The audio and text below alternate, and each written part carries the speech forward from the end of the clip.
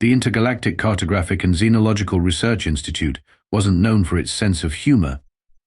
In fact, most of its researchers prided themselves on being about as entertaining as a calculus textbook written in bureaucratic legalese, which made Koric Venn something of an anomaly. "Ladies, gentlemen, and non-binary sentients," Koric began, tapping a holographic display that flickered with an ancient star chart. "I present to you the most perplexing entry in our entire xenological database, Earth."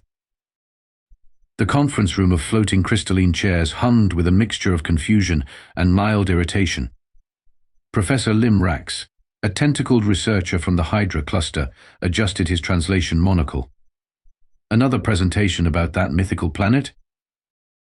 Koric's laugh was sharp enough to cut through the room's mounting skepticism. "Mythical? Oh, it's far more than mythical. It's the universe's longest-running cosmic joke." The hologram shifted, revealing a compilation of ancient research logs. Centuries of accumulated data painted Earth as a nightmare world so hostile that no rational species could possibly survive there.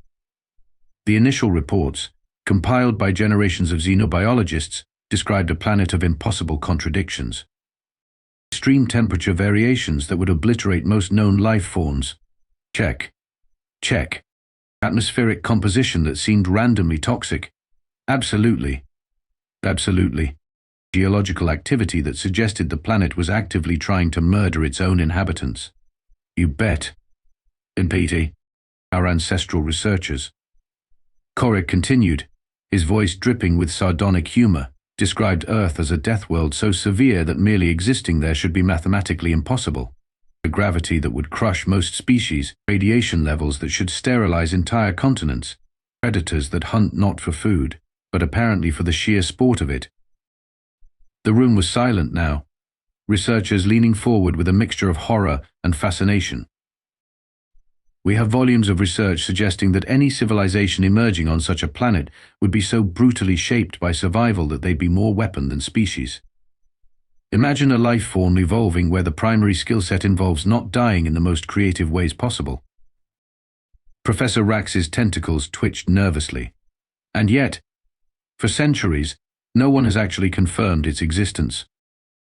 Koric's grin was something between a smile and a predatory challenge, until now.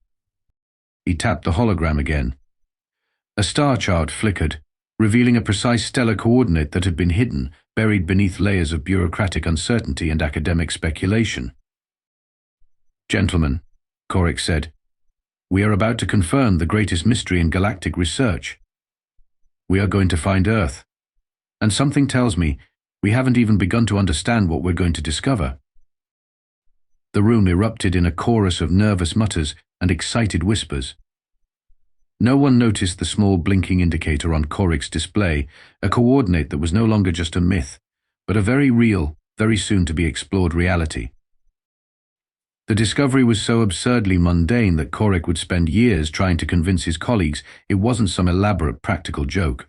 It happened during a routine database cross-referencing, the kind of mind-numbing administrative task typically assigned to junior researchers who had somehow managed to annoy their supervisors. Zara Mek, a recent graduate with more caffeine in her bloodstream than actual blood, was cataloging centuries-old star charts when her computer hiccuped.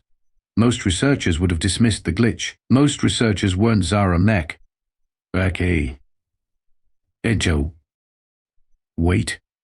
What? She muttered, zooming in on a set of coordinates that had been buried so deep in the archive they might as well have been classified government secrets. 3 cups of synthetic stimulant and 4 recalibration protocols later, Zara burst into Koric's office. The room was a controlled chaos of holographic maps, half-eaten nutrient cubes, and research journals that seemed to defy the laws of organization. "I found it," she announced, her voice a mix of exhaustion and manic excitement. Koric didn't even look up. "Found what? Another bureaucratic error? Another misplaced decimal point?" Zara slammed a data crystal onto his desk. "Oh then. Big idea." The holographic display flickered to life, revealing a set of coordinates that matched perfectly with the mythical planet they'd discussed in the research briefing. "Earth," she said. "Actual coordinates, verified." Cross-referenced. Confirmed. The silence that followed was so complete that you could have heard a subatomic particle drop. Koric's first response was laughter, not a happy laugh. The kind of laugh that suggested someone was either about to have a mental breakdown or was plotting something monumentally ridiculous. "We need a team," he declared, standing up and immediately knocking over a stack of research journals. "But not just any team. We need the most adaptable, least likely to panic group of researchers in the entire institute." The team selection process was less scientific and more like assembling a group of misfits for an intergalactic suicide mission. First was Dr. Ren Holbrook, a xenobiological engineer with a reputation for being able to survive in environments that would turn most life forms into a fine mist. He had a collection of survival gear that suggested he was either preparing for every possible planetary scenario or had serious commitment issues with the concept of personal safety. Next came Aria Shen, the team's communications specialist. Her language algorithms were so advanced that she could probably communicate with a rock if given enough time and motivation.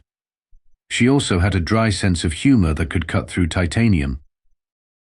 The technical specialist was a cybernetic organism named Jack, just Analytical Computational Kernel, who had a disturbing tendency to make dad jokes and analyze potential survival scenarios with terrifying mathematical precision.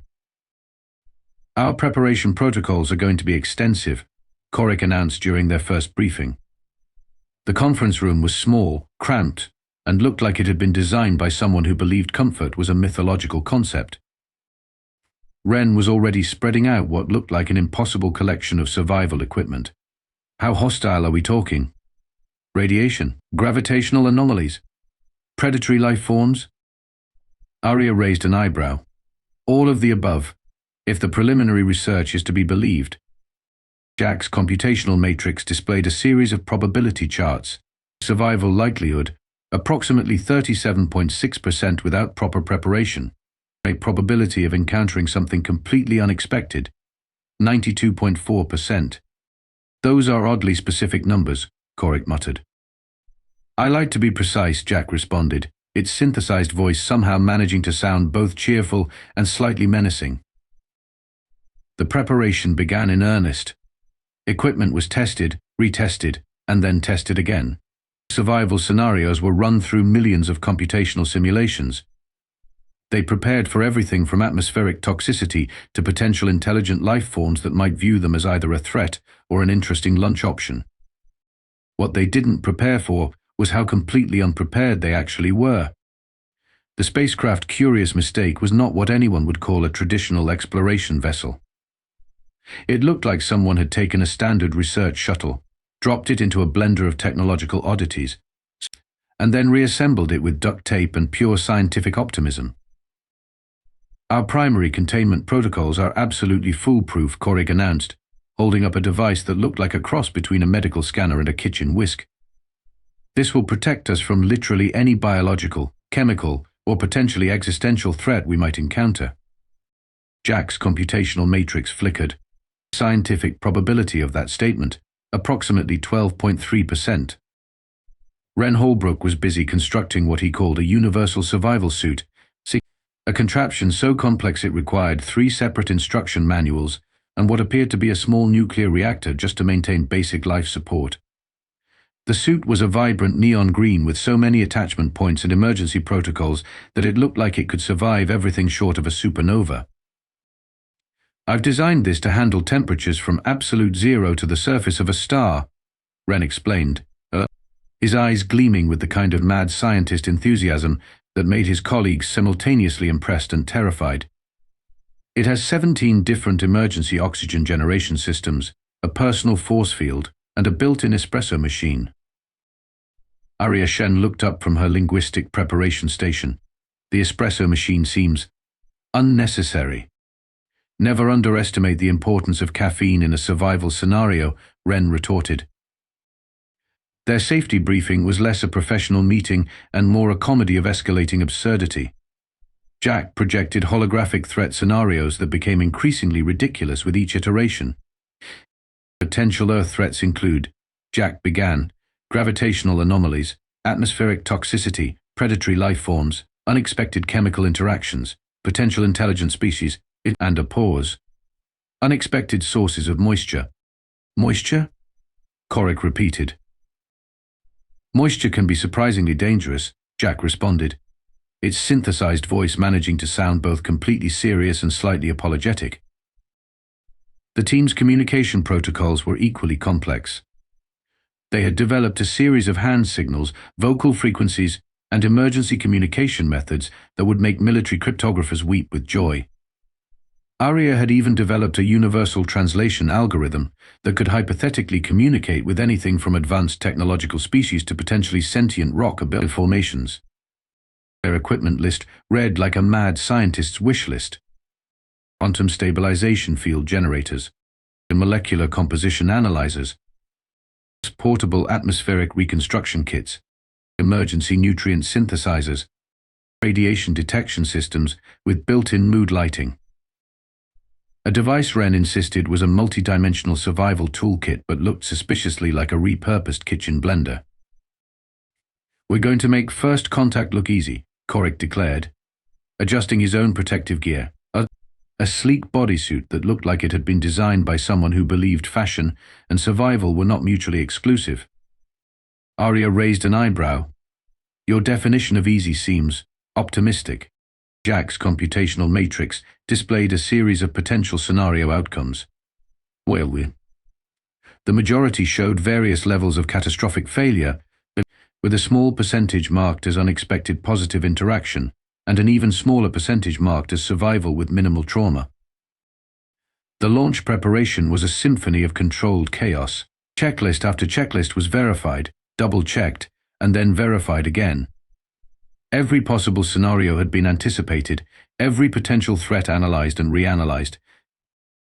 What they didn't know was that no amount of preparation could truly ready them for Earth. As the curious mistake prepared for launch, Koric couldn't shake the feeling that they were about to make history, or become the galaxy's most spectacular research failure. "Systems online," Jack announced. "Probability of mission success, uncertain." Sometimes, uncertainty was the most honest prediction of all. The landing was supposed to be precise and calculated, scientifically immaculate. Instead, the curious mistake crash landed in what Jack's geographical sensors identified as a suburban parking lot. A concept that took several milliseconds of computational analysis to even comprehend. "Well," Koric muttered, extracting himself from a tangle of safety harnesses, "this is not exactly what the research logs suggested." Their initial scans had predicted a hellscape of unimaginable hostility. What they found was lawn care equipment, specifically a collection of motorized devices surrounding a small residential structure that seemed simultaneously fragile and inexplicably complex. Ren was the first to activate his full protective suit, a monstrosity of technological marvel that made him look like a neon green marshmallow with approximately 17 different emergency protocols. "Atmospheric composition analysis," he announced, his voice muffled through multiple layers of protective gear. Jack's sensors pinged. Atmosphere, surprisingly breathable. Oxygen levels, optimal. Unexpected biological diversity, imminent. Aria was already running linguistic algorithms, her translation device humming with an intensity that suggested it was working harder than it ever had in its existence. "I'm detecting multiple communication frequencies," she said, "but none of them match our predictive models." A small creature rolled past them on what appeared to be a wheeled transportation device. The creature was roughly meter high, wearing what Koric could only describe as miniature protective coverings and emitting a high-pitched sound that their universal translators struggled to interpret. "Is that a juvenile human?" Ren asked, his suit's sensors going into overdrive. The child, for that's what it was, looked directly at them, stopped pedaling, and said something that their translators eventually decoded as "cool robot." Jack's computational matrix seemed to short-circuit momentarily. "I am not a robot," it responded, which of course made the child laugh with what could only be described as pure, unfiltered joy. Their landing zone was a marvel of unexpected complexity. Green rectangular surfaces, lawns, Jack helpfully identified, surrounded structures of wood, metal, and synthetic materials. Everything seemed designed with a bizarre combination of functionality and aesthetic pleasure that defied all their research predictions. Our preliminary reports suggested this environment would be actively hostile, Koric muttered, watching a small winged creature, a bird, according to Jack's instantaneous identification, land nearby. Instead it looks curated. Ren's suit began collecting environmental data at a rate that was making even Jack's processors work overtime. The gravitational pull, exactly as predicted, radiation levels, surprisingly moderate, biological diversity, exponentially more complex than our models suggested. A mechanical device, later identified as a lawn mower, roared to life nearby, causing Ren to jump approximately 1.3 meters into the air, with his neon green suit flashing multiple emergency protocols. Was that a biological entity? He yelped. Aria was busy running linguistic and cultural analysis. Negative. Mechanical device used for maintaining vegetation density in residential zones. Their first hour on Earth was a masterclass in systematic misunderstanding. Every observation challenged their centuries of research. The planet wasn't a death world, it was a playground of bizarre complexity. A human approached them, an adult male, wearing what Jack identified as casual weekend attire, and looked at their assembled team with an expression that was equal parts confusion and mild amusement. Interesting cosplay, the human said, which took their translators several seconds to properly decode. Jack's immediate response was typical of its programming. We are not engaging in recreational character representation. We are conducting serious scientific research. The human just laughed, as if encountering a neon green survival-suited researcher, a cybernetic computational entity, and a team of intergalactic scientists in his parking lot was the most normal thing in the world. Koric looked at his team. Ren was still recovering from his lawn-mower encounter. Aria was furiously running linguistic and cultural analysis. Jack was trying to process a concept called casual conversation. I don't think, Koric said slowly, our research prepared us for this at all. Earth, it seemed, was going to be nothing like they expected. The local community center became ground zero for humanity's most unexpected first contact scenario. I'm telling you, the human male from the parking lot, who introduced himself as Dave, was saying, you guys are the most committed cosplay group I've ever seen. Koric attempted to explain again that they were not, in fact, participating in a recreational character representation event. Jack helpfully projected holographic identification credentials that seemed to confuse Dave more than clarify anything. So you're saying, Dave continued, munching on what Jack identified as a chocolate chip cookie, a substance that immediately became the subject of intense scientific fascination, that you're actual aliens. From space, here to research Earth. Ren, still encased in his neon green survival suit, nodded earnestly. Precisely. Dave laughed. Then he offered them more cookies. The revelation of humanity's true nature came not through complex scientific protocols, but through progressively more bizarre interactions. They discovered humans were less a species of survival and more a species of spectacular, near impossible adaptation. You voluntarily introduce yourself to potentially dangerous situations? Aria asked a group of local teenagers who were casually discussing their weekend plans involving something called extreme sports. Duh, replied a young woman, with multiple metallic decorations in her facial region. Life's boring otherwise. Jack's computational matrix nearly overloaded trying to process this logic. The team's understanding of Earth transformed with each interaction. Their centuries of research, depicting the planet as a nightmarish survival challenge, crumbled faster than Ren's carefully constructed protective protocols. Humans, they discovered, didn't just survive their environment. They challenged it, transformed it, turned potential disaster into an opportunity for innovation, humor, and what could only be described as weaponized creativity. The local fire department invited them to observe a training exercise. What the aliens witnessed was less a professional emergency response and more a combination of athletic performance, comedy routine, an apparent death wish. "Is this normal?" Koric asked Dave, watching firefighters practice rescuing each other from increasingly ridiculous simulated scenarios. Dave shrugged. "Pretty much." Their research logs would later describe humanity as a species that didn't just adapt to challenges, they sought them out with an enthusiasm that bordered on pathological. The turning point came during a local community barbecue. Ren, still in his protective suit, was being taught how to grill by a group of retirees who found his excessive safety measures hilarious. "You're overthinking it," said a woman named Margaret, who looked to be approximately 70 Earth years old and was handling potentially dangerous cooking implements with casual expertise. "Sometimes you just gotta do the thing." Jack attempted to calculate the statistical probability of survival in such a scenario. Its processors began to smoke.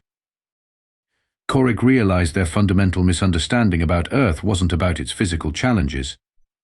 It was about the species that had transformed those challenges into an art form. Humans didn't just survive.